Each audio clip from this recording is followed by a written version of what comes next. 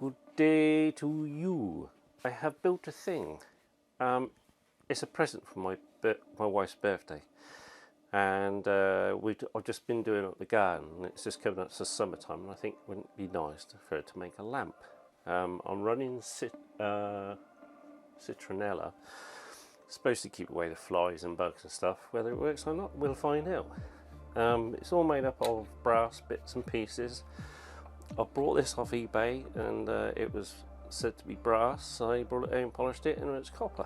So I decided to mix the brass and copper together. So what I did is just added this copper coil, that brass gauge there. It doesn't work, but it's just part of the visual.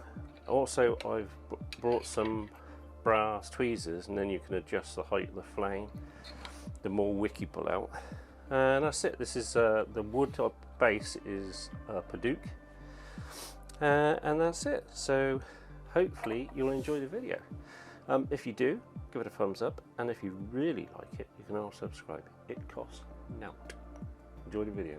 Cheers.